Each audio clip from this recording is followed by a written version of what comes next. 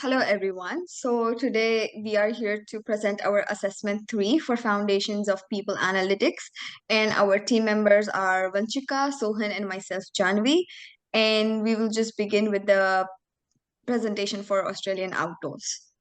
Australian Outdoors, a leading Australian brand renowned for its premium outdoor gear, is facing a decline in employee productivity and engagement, coupled with a rise in customer complaints and a decrease in market share.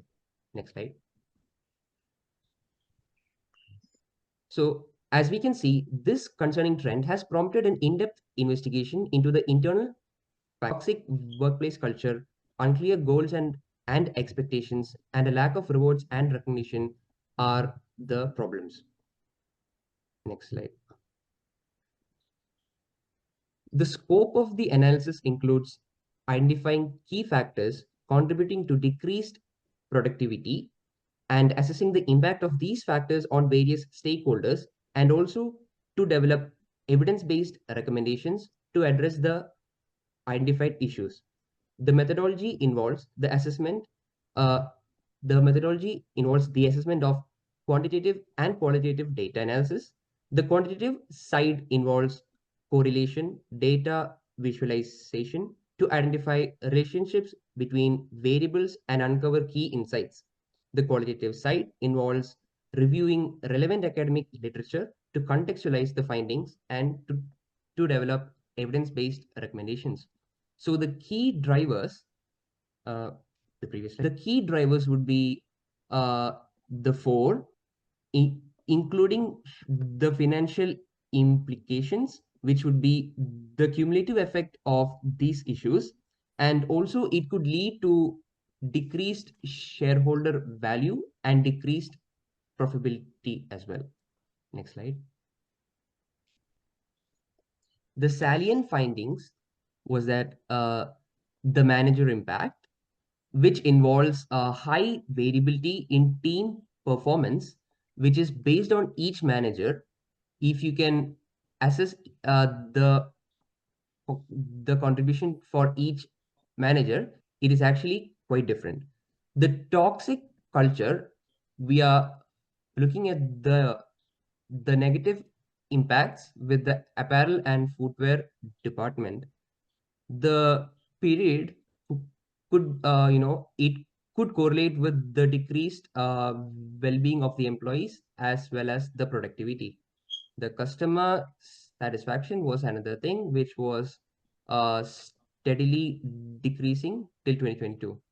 The recommendations could be to implement policies to manage working hours, to develop a comprehensive rewards and recognition program, um, also to develop like training opportunities as well, to foster a positive culture, and also performance reviews. And for the next slide, I invite Jan. Okay, so let's just start with the overall sales performance of the company. So as we can see that there has been a decrease in the sales performance, but the outdoor gear department has consistently achieved the highest sales, indicating the exceptional performance under Emma, the manager, her leadership. Which likely includes clear communication and strong support system and recognition of employees' achievement. This success is again attributed to high employee satisfaction, as shown in the second graph, with her team, which also reflects in their productivity levels overall of the outdoor gear department. Emma's transparent and approachable management approach might encourage open dialogue and allowing employees to voice concerns and suggestions. This cultivates a sense of belonging and trust, which reduces the turnover intentions, as shown in in the third graph, that they are highly satisfied with their manager and their intention to leave is the lowest. Her ability to align team goals with individual strengths likely result in efficient task execution and higher job satisfaction. This strong correlation between her management and the performance likely shows that supportive leadership is very important in driving employee engagement, productivity, and retention. Can you go on to the next slide? Yep. So these were the key highlights of the first analysis. The job satisfaction, sales, productivity, and their intention to leave, uh, all correlated to each other on the next slide.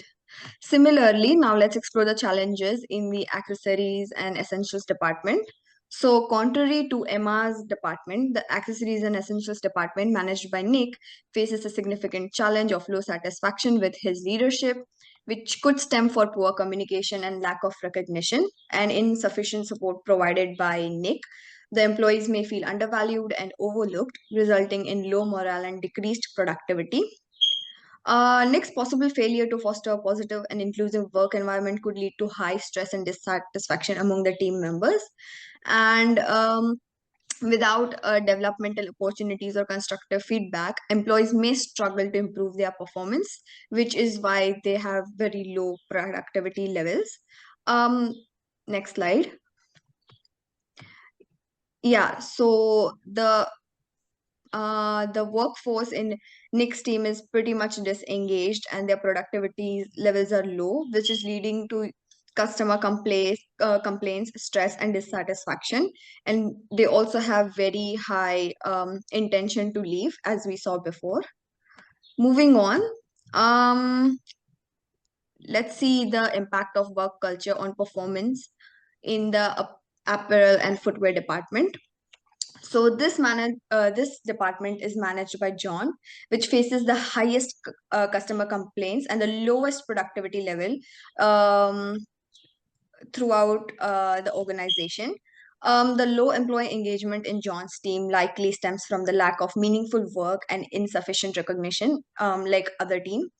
It also leads to disengagement and poor employee performance. The employees might feel that their efforts go unnoticed, reducing their motivation to excel. Additionally, their dissatisfaction with the organizational culture, as shown in the graph, may be due to rigid and unsupportive environment where the work culture is pretty much toxic and employees feel undervalued, which could result in again stress and dissatisfaction with their current situation. It also translates into higher customer complaints. This inadequate communication and collaboration within the team can lead to insufficiencies and misunderstandings, leading to low productivity level. And this whole situation creates a vicious cycle where low engagement and poor organizational culture perpetuate each other, leading to the ongoing performance issues in John's department. And I will pass it on to Vanchika.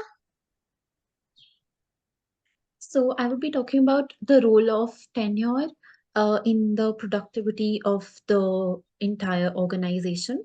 Through this data, it is evident that as the tenure of employees is increasing, their productivity as a whole is gradually decreasing. Hence, a negative correlation can be seen from this analysis. Additionally, employees' perception of their personal well-being as well as learning and development opportunities is also decreasing.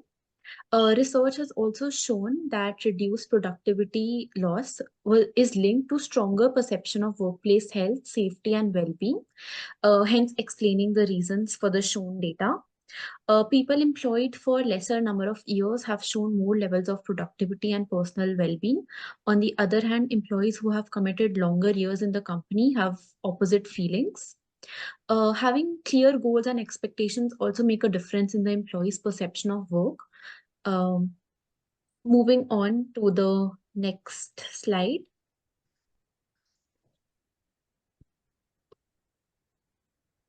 The sum of work-life balance and employee engagement of Emma's team, who is the manager of outdoor gear department, is the highest as compared to all other managers, as mentioned by Janvi, indicating a healthy working environment in her team.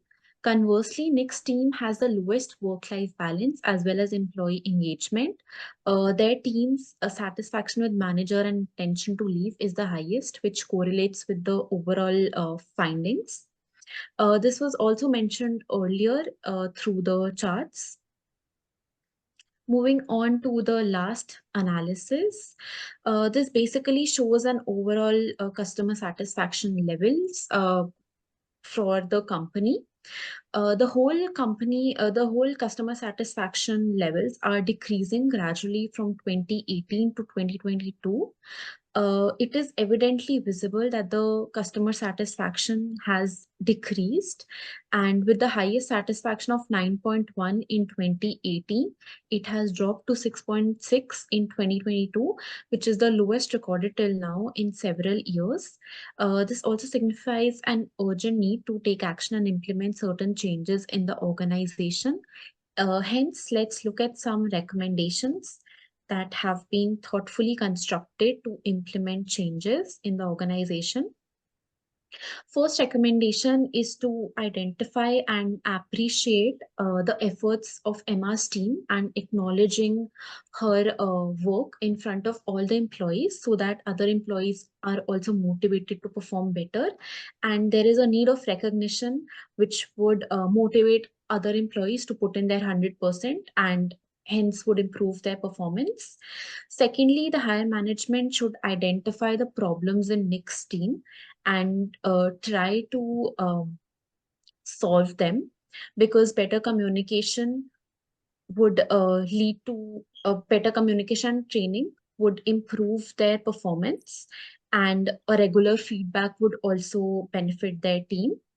Also, there was a study conducted by Momeni in 2019, which demonstrated that the organizational atmosphere and managers' emotional intelligence are positively correlated.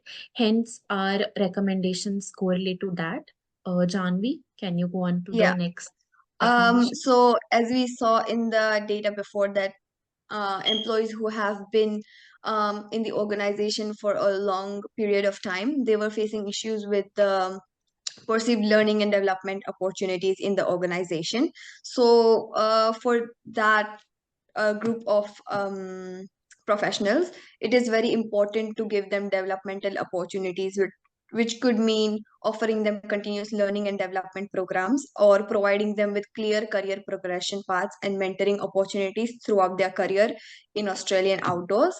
And also for overall employee performance, for the purpose that the customer satisfaction is reduced and there are higher complaints, we can recommend regular performance reviews for everybody. When you conduct regular performance reviews to assess their progress, we can identify the problems with their performance and we can address those issues by recommending specific programs. We can also use performance metrics to identify the areas for improvement and recognize their achievements, which could make them feel that their efforts have been recognized in the organization.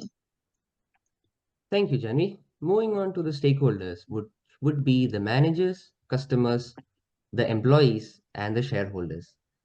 The data reveals a significant negative correlation, approximately minus 0.498, between the satisfaction with managers and the intention to leave, particularly among employees under Nick and John. Hence, the increased turnover ratios. This suggests that dissatisfaction with management is a key driver of turnover. If this trend continues, Australian Outdoors can expect to lose valuable talent, especially high performers who are more likely to seek out opportunities in companies. Next would be the decreased well-being. Employees under Nick and John report the highest levels of perceived stress, which can impact their physical and mental health. Reduced creativity and innovation, which would mean the employees under Nick and John are less likely to contribute to innovative ideas. And the next slide. Managers like John and Nick, who are experiencing lower team performance and higher customer complaints, are at a higher risk of burnout. And with reputation damage, the negative perceptions of their leadership actually affects the employees' satisfaction levels. And the next slide. The decline in employee engagement and productivity is directly impacting the customer satisfaction, which are evident in the rise of complaints. The negative word of mouth, which would mean the unhappy customers are likely to share their negative experiences with others, which would damage the company's reputation. And the next slide.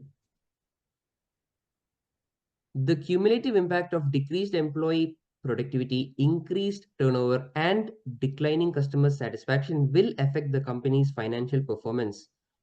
And also, their shareholder value could decrease with a tarnished brand reputation, which would affect the company's stock price. And for the conclusion, I invite. For the conclusion, I'd like to say that if we um, follow these recommendations that we mentioned earlier, Australian Outdoors can create a thriving work environment where employees feel valued, engaged, and empowered to deliver exceptional customer service.